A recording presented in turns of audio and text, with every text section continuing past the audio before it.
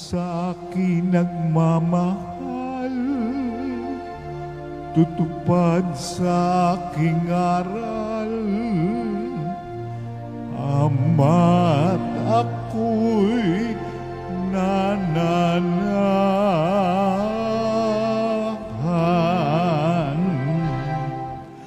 Alleluia,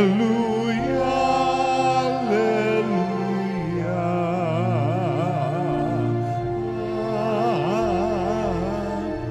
Alleluia,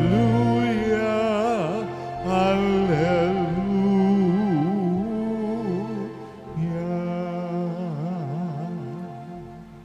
Sumainyo ang Panginoon. At sumaiyo rin. Ang mabuting balita ng Panginoon ayon kay San Mateo. Papuri sa iyo, Panginoon.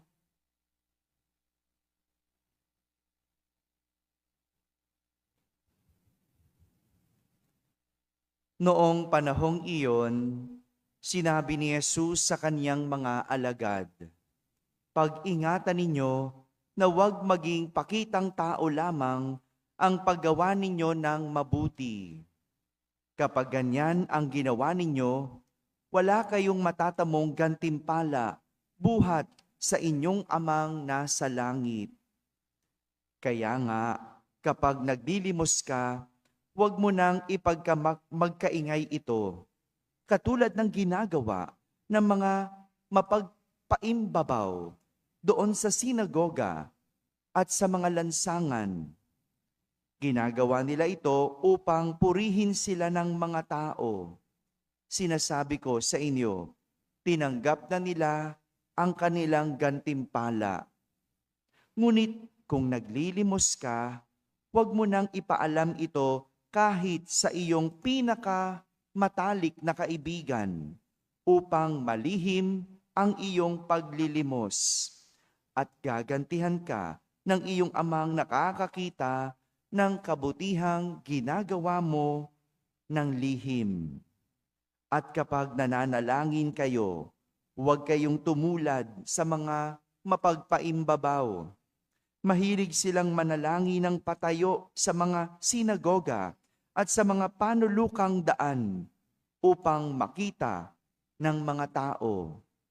Sinasabi ko sa inyo, tinanggap na nila ang kanilang gantimpala. Ngunit kapag mananalangin ka, pumasok ka sa iyong silid at isara mo ang pinto, saka ka manalangin sa iyong amang hindi mo nakikita, at gagantihan ka ng iyong amang nakakakita ng kabutihang ginagawa mo ng lihim. Kapag nag-aayuno kayo, huwag kayong magmukhang malungkot tulad ng mga mapagpaimbabaw. Hindi sila nag-aayos upang malaman ng mga tao na sila ay nag-aayuno. Sinasabi ko sa inyo, tinanggap na nila ang kanilang gantimpala. Kapag ikaw ay nag-aayuno, mag-ayos ka ng buhok at maghilamos upang wag mapansin ng mga tao na nag-aayuno ka. Ang iyong amang hindi mo nakikita, ang siya lamang makakaalam nito. Siya na nakakakita ng kabutihang ginagawa mo ng lihim ang gaganti sa iyo." Mga kapatid, ang mabuting balita ng Panginoon. Pinupuri ka namin, Panginoong Hesukristo. Umupo ang lahat at makinig sa homilia. Isang magandang umaga po sa inyong lahat. Magandang umaga sa mga nasa barangay, sa mga nasa tahanan at nasa abroad na nagsisimba via online. Kasama kayo sa aming banal na pagdiriwang dito sa ating parokya. Muli nating ituloy ang kwento kahapon. Ituloy natin ngayon. Naalala niyo pa yung bida kahapon na kwento? Si Elias. Si Elias. Ngayong araw na ito, isang madramang tagpo ang nangyari sa magguro na Elias at Eliseo. Sino ang guro? Si Elias. Sino ang estudyante? Si Eliseo.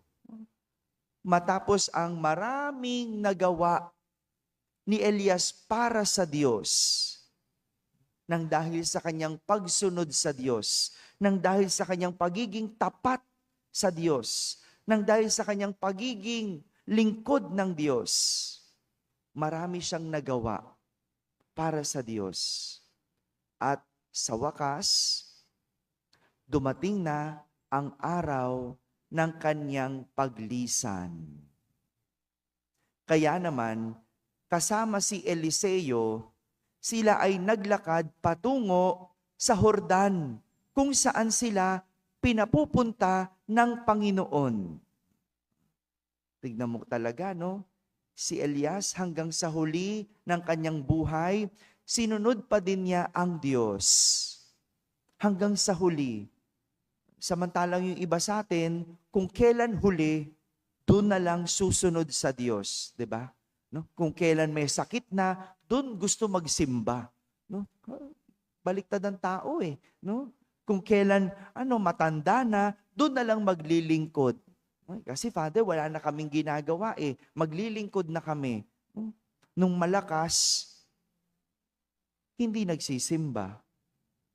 Nung walang sakit, hindi naglilingkod.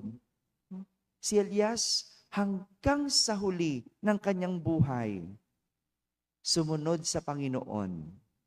At bago nila natawid ang ilog sa Jordan, hinubad ni Elias ang kanyang balabal at hinampas sa ilog. Nahati ang ilog at sila ay nakatawid.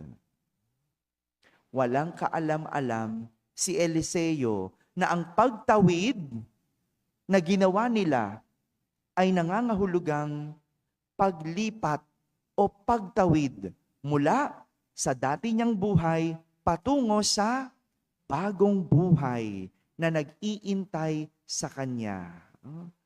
Pagtawid. Dahil sa ilang sandali, mababago ang buhay ni Eliseo. Pagkatawid, kinausap ni Elias si Eliseo. Ang sabi niya, sabihin mo sa akin kung ano ang ibig mong gawin ko para sa iyo bago ako kunin. Sumagot si Eliseo. Sabi niya, ipinapakiusap kong ipamana ninyo sa akin ang 2 bahagi ng inyong kapangyarihan. Dahil lilisan na si Eliseo at kukunin na ng Diyos, ipinamana niya ang kanyang kapangyarihan kay Eliseo.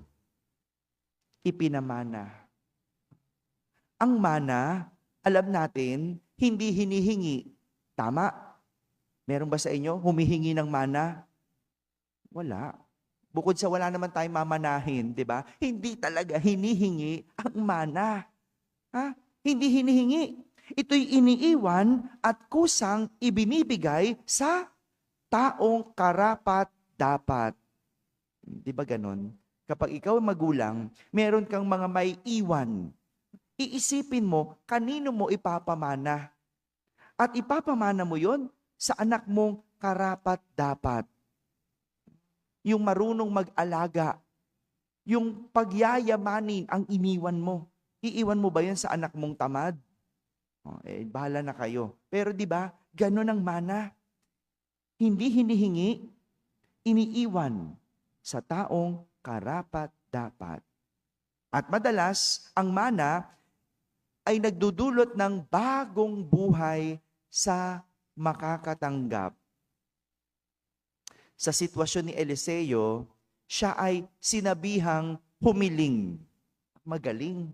Magaling itong si Eliseo dahil ang hiningi niya ay ang bagay na kailanman hindi mauubos, hindi mawawala, at makakapagbago ng kanyang buhay.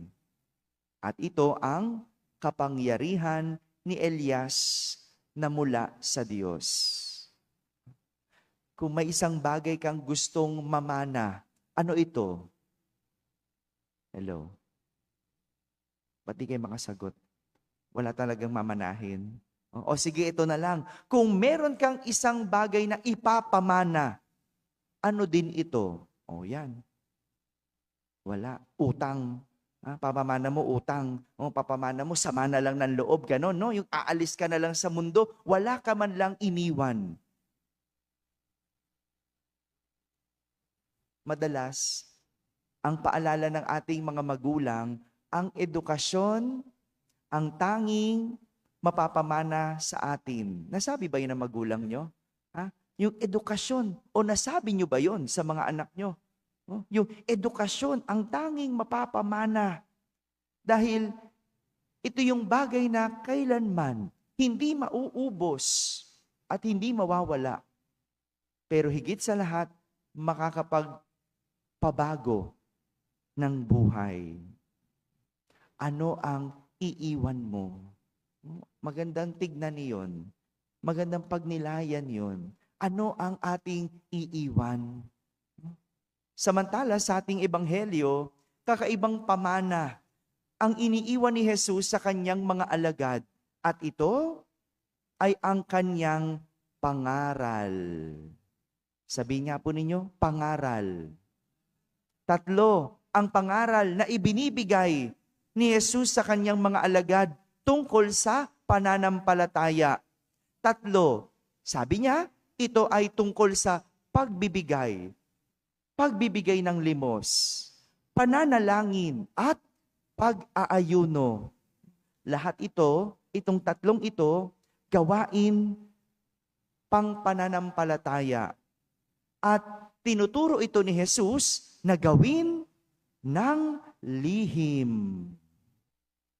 Dahil sabi ni Jesus, ang amang nakakakita ng lihim ang siyang gaganti sa kanila. Yun ang magandang pamana. No? Yung pamana na kailanman hindi nauubos, hindi mawawala at makakapagpabago ng buhay. Ano yon? Pananampalataya. Pananampalataya. Kasi kapag ginawa mo ang mga bagay na ito ng lihim, ang amang nakakakita ng lihim ang siyang gaganti sa iyo. Kaya pala, no, magandang ituro ito sa bata, sa inyong mga anak, na kapag merong pananampalataya, ang Diyos ang bahala sa kanila sa buhay. Hindi ba? Kaya lang naman mahirap umalis sa buhay na ito kasi walang kasiguraduhan ang iyong may iwan. Di ba? Para ikaw ay makasiguro, turuan mo ang iyong anak sa pananampalataya. Dahil kapag ang anak, ang tao ay may pananampalataya, lahat kakayanin niya sa buhay. Kakayanin sa buhay. Magandang pagnilayan. Habang tayo'y nabubuhay, ano ang aking iiwan? Sigurado ako, tayo ay aalis sa buhay na walang dala. Sigurado ako, no? Walang dala. Pero sa ating buhay o sa ating buong buhay, ano ang iyong maiiwan? Harinawa, ito ay makapagdudulot ng bagong buhay. At yung may iwan mo, hindi mo iniiwan kung kailan ka aalis. Pinaghahandaan mo to habang buhay. Hindi pwedeng nung bukas ka na mamamatay, ngayon ka magtuturo ng pananampalataya. No? Bukas ka mamamatay, pero ngayon ka nangangaral. Hindi. Iiwan mo yan at ginagawa mo yan habang buhay. Para kapag dumating ang katapusan, meron kang siguradong may iwan. Mga kapatid, kung meron isang magandang iiwan tayo sa buhay, ito ay ang pananampalataya. Hindi lahat may pribilehiyong magkaroon ng edukasyon, pero lahat pwedeng manampalataya. Pananampalataya ang mahalagang pamana ni Jesus dahil kapag ang tao ay may pananampalataya, wala siyang hindi kakayanin sa buhay. Amen? Amen. Tumayo ang